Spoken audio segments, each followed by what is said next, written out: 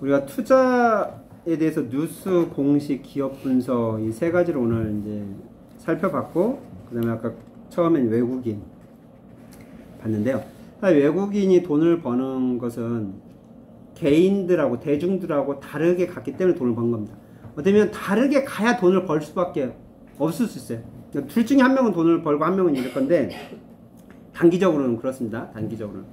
그럴 때 힘의 논리에서 본다면, 정보의 지식의 경험의 논리에서 본다면 외국인이 이길 수밖에 없는 그런 구조예요. 그건 뭐 통계가 우리가 얘기를 해주죠.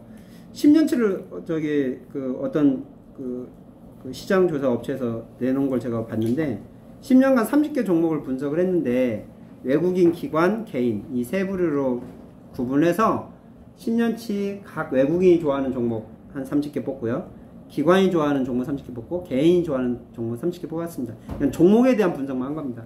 그래서 10년 동안 투자해가지고 결과치를 봤더니 외국인이 78% 수익을 냈대요. 기관은 9%, 개인은 계산이 간단하죠. 외국인하고 기관 번 거를 마이너스 처리하면 돼요. 그거 이제 개인들이 잃은 겁니다. 마이너스 74%인데 이거는 10년도 그렇고 20년을 해도 그렇고 30년을 해도 그렇습니다. 마찬가지예요. 그러니까 개미들은 항상 밥이 되고 있다. 네. 개미들하고 다르게 가면 되는데, 그러니까 결론은 나와 있는데 그게 쉽지 않아요. 그러니까 개인들하고 다르게 하는 게 쉽지 않습니다. 왜냐면 우리가 맨날 보는 게 개인이에요. 너 어떻게 투자했니? 너 어떻게 하니?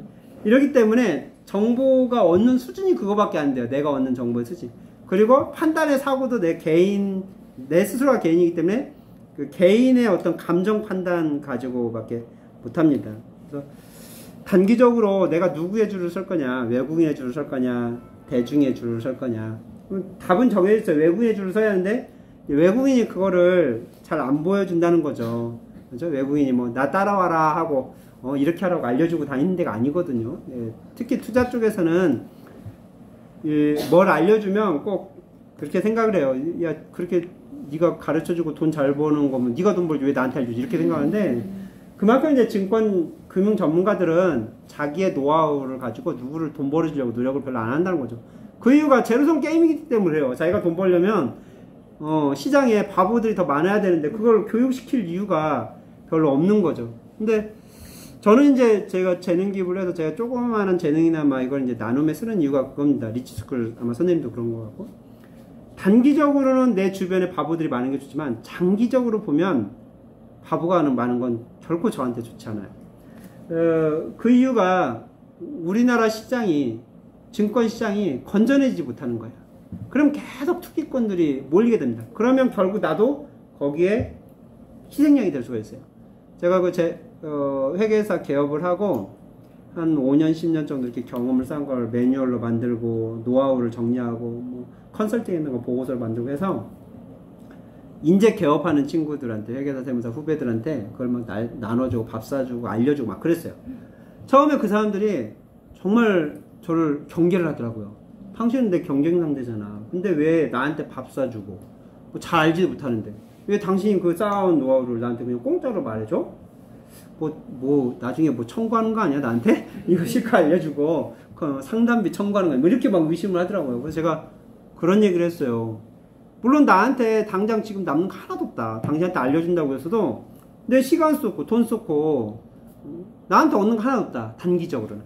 근데 장기적으로는 나한테 얻는 게 있다. 그게 뭐냐면, 이런 교육이 안 돼 있으면 대부분 처음에 개업을 하는 친구들은요 다 가격 경쟁을 해요. 자기 경험과 노하우가 없으니까요. 뭐 기장 하나 해도 저희 회사에서 15만 받는 거면 그 친구는 12만, 10만원 받을 거예요. 저희보다 싸게 받아가든지 아니면 세금상 뭔가 유리하게 무리수를 둬서 하겠죠. 그러면 그 고객은 저희 고객이 그쪽으로 갈 겁니다.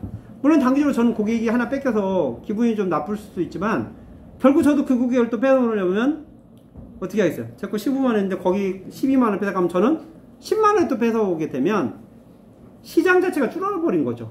아니 15만원짜리 잘 받고 있다가 갑자기 5만원이 날아가 버린 거죠. 이런 시장이 별로 안 좋은 시장입니다. 같이 커나가면서 안정적인 이익을 확보하고 더 새로운 시장을 만들어가야 시장이 커지는데, 있는 시장조차도 쪼개먹어버리면 결국 다 죽자는 얘기밖에 안 돼버리거든요. 주식시장도 그런 겁니다. 주식시장도 우리가 기관들이나 외국인들이 여기서 개인들 간식을 다 뺏어 먹었다. 단기적으로는 걔네들은 돈 벌고 우리는 나쁘겠죠. 그런데 아마 그렇게 몇 번 당하고 나면 주식 하고 싶을까요? 아무도 하고 싶지 않을 겁니다. 아무도 안 하고 싶으면 결국 외국인이나 기관들도 주식으로 돈 벌 수 있는 기회가 없어져 버리는 거예요. 여기 다 죽여버리면, 아이고, 죄송합니다. 너무 죽였네, 제가. 오버했어요. 예. 예전에 일제시대 때 그랬죠. 일제시대 때, 벌목을 막 했어요. 전쟁하느라고 벌목을 하니까, 나무가 다 죽었어요. 그래서 산이 그냥 민둥산이 산이 돼버리고. 그러니까 초식동물들이 죽더라고요. 초식동물이 죽으니까 초식동물을 먹는 육식동물이 죽었거든요. 그러면서 이제 호랑이도 멸종돼 버리고 그랬는데, 이게 생태계예요. 예, 자연 생태계도 그렇고 기업 생태계도 똑같습니다. 대기업이 중소기업을 죽여버리면 대기업이 죽어요, 결국은. 대기업에 납품하는 게 다 중소기업인데. 그래서 같이 가야 된다는 말이 나오는 거거든요. 도요타 같은 이제 일본 회사들 그런 건 참 잘하는 것 같아요. 실적을 발표할 때 우리 회사 실적만 가지고 평가를 하는 게 아니라 우리 협력업체 실적까지 같이 평가를 한 겁니다. 그러니까 합쳐가지고 이게 늘어야 돼. 그렇지 않고 우리 실적만 높아지면 결국 직원들은 어떻게 하냐? 나보다 약자인 중소기업, 협력업체 거 이익 뺏어가고 자기 이익을 만드는 거예요. 사실 이익이 늘어난 것 같지만 전체적으로 보면은 시장은 아주 약해진 거죠. 건강하지 않은 거죠. 그러면 장기적으로 갔을 때 결국 그 토요타도 망할 수가 있는 겁니다. 우리나라는 이거 좀 일본한테 많이 배웠으면 좋겠어요. 우리나라는 그냥 나만 잘 되면 되는 거죠. 내 거가 중요해. 교회도 그러지 않나요? 교회도 미자립교회 죽어도 아무 상관이 없는 거예요. 대형교회만 계속 대형교회 되고, 그러니까 빈부격차가 너무 커져버린 거죠. 같이 커져가야 되는데 대형교회 나름대로 너무 비대해져서 돈 많아져서 문제가 터지고, 미자립교회는 미자립교회대로 돈 없어갖고 성소 뺏겨서 힘들고, 뭐 그런 구조가 돼버려요. 투자 쪽도 그렇습니다. 투자 쪽도 대중이 밥이긴 하지만 이 사람들 다 죽여놓으면 결국 먹거리가 없는 거죠, 얘네들도. 그래서 저는 단기적으로는 사실 이제 외국인 길을 따라가도 우리 스스로 건강해져야 된다. 그래서 제가 이제 투자클럽 공부를 하는 것도 그 이유 중에 하나거든요. 나한테 득되는 건 아무것도 없을지라도 이런 사람들이 시장이 좀 건강해지고 그 외국인이나 기관들한테 노란하지 않고 그러면 저 사람들도 꼼수를 못 부리는 거죠. 아, 투자자들이 수준이 높아. 그래서 함부로 하면 안 돼. 이런 인식이 돼 있어야 주주들, 소액주주들을 이렇게 대우를 해줘요. 기업들도 조심을 하고. 근데 그냥 소액주주들은 완전히 찬밥이잖아요. 우리 주주총회 가봐도 소액주주들 말은 듣지도 않아요. 그냥 일사천리로 자기 대주주들 다 시나리오 짜놓고 그대로 그냥 20분만 다 끝내버리잖아요. 근데 그거에 경종을 울린 게 올해 대한항공 주주총회였죠. 조영 회장이 대표이사 안 됐잖아요. 그러기 때문에 뭐 자살까지 자살인 여전히 모르겠는데 뭐 추정을 할 뿐이죠. 공식적인 자살은 아니었고 뭐 지병이라고 했던 것 같은데 하여튼 안 좋은 결말이 나왔어요. 얼마나 과거사를 본다면 정말 있을 수 없는 일이죠. 대기업 총수가 대표들 못한다는 거. 근데 다른 기업들이 그거 보고 있으면서 이제 소액주주들을 함부로 못할 겁니다. 소액주주들을 무서워하는 거죠. 너희들 잘못하면 대기업 총수도 우리가 끌어내린다? 사실 원래 이렇게 돼 있어야 되는 거죠. 그래서 그러면 주주들한테 뭔가를 더 기업에서 정보도 더 제공하고 배당률도 높아지고 그래야 할 겁니다. 우리나라 배당률이 세계에서 정말 하이거든요. 정말 우리 정도의 경제 수준에서 배당을 뭐 1%도 안 해준다는 거는 시가 배당률 수익률로 1%도 안 해준다는 거는 너무나 사실 주주를 대우 안 하는 거예요. 주식은 예금보다 훨씬 더 위험한 건데 왜냐면 기업하고 같이 갔다 하고 투자해 놓은 건데 은행 이자가 2% 가까이 되는데 배당 수익률 1% 주면 은행 이자보다도 못한 거 아닙니까? 주주들이 장기 투자 가려면 배당 수익률이 높아야 돼요. 배당 수익 최소한 3% 5% 돼야 나는 주가가 어떻게 되든 난 배당이 은행 이자보다 훨씬 높기 때문에 이 기업하고 평생 가다 이런 얘기가 들지, 그렇지 않고 배당률이 은행 이자보다 낮으면 다시 주식 시세 차익만 보라는 건데 그러면 주가 팔고 나가라는 얘기밖에 안 되거든요. 주식 팔고 나가도 아무 문제가 없다고 생각을 하는 것 같아요. 기업이.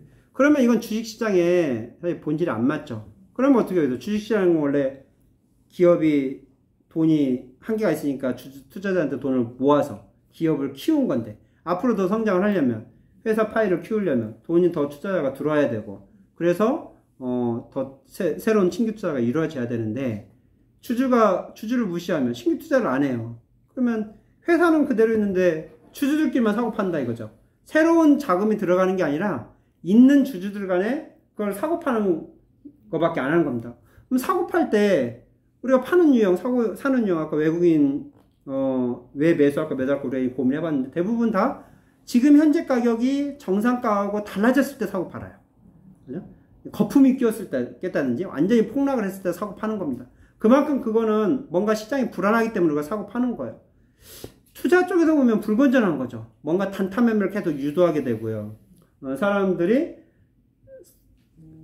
가격이 올랐든 내려갔든 간에 개인들은 뭔가 손해를 볼 수밖에 없는 상황으로, 정부나 경험이 부족하기 때문에, 돈이 부족하기 때문에 거품이 껴도 결국 개인들이 손해를 보는, 개인들이 그때 사니까, 그렇죠? 또 가격이 떨어지면 개인들이 또 싸게 손해보고 파니까 개인들도 손해보고. 그래서 우리 개인들이 건강한 개인들이 되어야 기업이 사실 커지는 구조가 됩니다. 주식시장 아마 시장 구조를 처음 이해할 때 이게 제일 헷갈렸을 거예요. 어떻게 기업하고 내가 주가로 돈 버는 거하고 연결고리가 될까? 사실 회사 그대로 있고 자본금 늘지 않은 상태에서 주식끼리 왔다 갔다 하는 것은 거품만 넣었다가 뺐다 하는 겁니다. 계속 뭔가 신규 투자를 해서 늘어나야 돼요. 근데 주주들이 기업에 대한 불신을 가지면 누가 거기다 투자하겠어요? 그러니까 공모주 투자 같은 거 하는 거 보면은 가치 투자는 공모 투자 거의 안 하고, 이게 대박 노리는 사람들만 몰렸다가 공모 투자했다가 뭐 쪽박 차고 뭐 이런 소문 많잖아요. 우리가 투자에 대해서 대중과 다르게 가되 장기적으로 본다면 대중과 같이 가는 전략을 사실은 해야 될 것 같아요. 그것이 기업하고 같이 가는 그런 길이기도 합니다. 전 이런 시장이 좀 왔으면 좋겠어요.